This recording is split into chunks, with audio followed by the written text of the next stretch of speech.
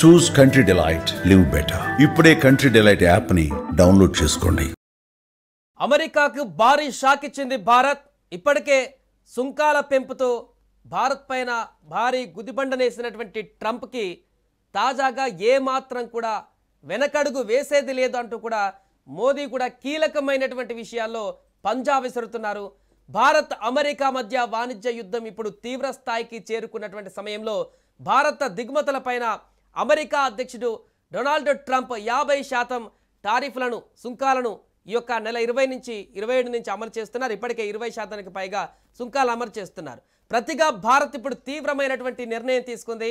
అమెరికాకు చెందినటువంటి విమాన తయారీ దిగ్గజం బోయింగ్తో దాదాపు తుది దశలో ఉన్న $3.6 బిలియన్, అంటే మన కరెన్సీలో చెప్పాలంటే 30,000 కోట్ల కీలక రక్షణ ఒప్పందాన్ని నిలిపివేస్తున్నట్లుగా తాజాగా ప్రకటించి ట్రంప్కు ఊహించని షాక్ ఇచ్చింది.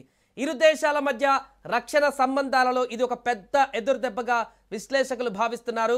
భారత నౌకాదళం కోసం 6 అధునాతన P-8I పోసోడై విమానాలను బోయింగ్ నుంచి కొనుగోలు చేసేందుకు ఈ ఒప్పందం కుదిరింది.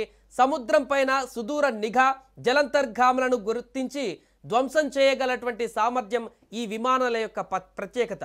సో వాస్తవానికి 2014లో ఈ ఒప్పందం విలువ $2.42 బిలియన్ ఉండేది. కానీ ద్రవ్యోల్బణం, సరఫరా గొలుసులో అంతరాయాలు, తాజాగా విడిభాగాలపైన అమెరికా విధించిన 25% సుంకాల కారణంగా దీని ధర $3.6 బిలియన్ పెరిగిపోయింది.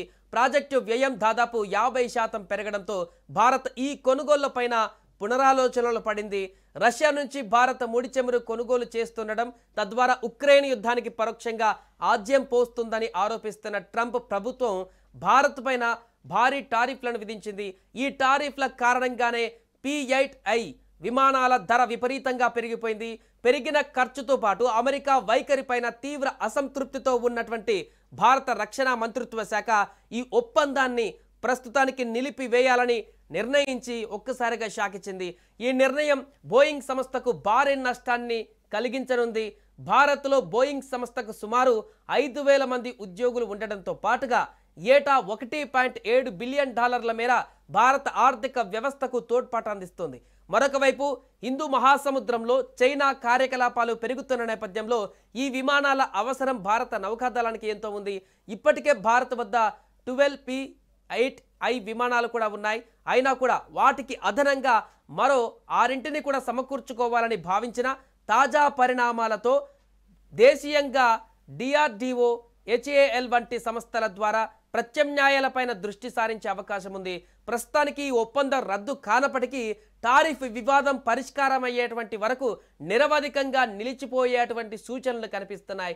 దీంతో ట్రంప్ ఇచ్చినటువంటి షాక్కి రివర్స్ స్ట్రోక్ ఇక్కడ భారత్ నుంచి కనిపించింది. 30,000 కోట్ల విలువైనటువంటి ఈ యొక్క డీల్ ప్రస్తుతానికి తాత్కాలికంగా రద్దు చేస్తున్నట్టుగా, నిరవధికంగా వాయిదా కాకుండా ప్రస్తుతానికి వాయిదా వేస్తున్నట్టుగా భారత రక్షణ శాఖ షాక్ ఇచ్చింది. అంతేకాక ట్రంప్ గనక ఇంకా ఈ రకంగా సుంకాలు పెంచుతూ భారత్ను కవ్వించేటువంటి చర్యలు చేస్తే ఎక్కడ కూడా భారత్ వెనకడుగు వేసేటువంటి అవకాశమే లేదనేటువంటి ఇండికేషన్స్ ఇవ్వబోతున్నట్టుగా కనపడుతుంది. మొన్న ప్రధాని మోదీ మాట్లాడుతూ వ్యవసాయానికి సంబంధించి మా స్వదేశీ వ్యవసాయానికి సంబంధించిన ప్రాధాన్యత గురించి ఆయన చెప్పి ట్రంప్కు ఇండైరెక్ట్గా ఇచ్చినటువంటి సూచనలు కూడా మనం చూస్తాం.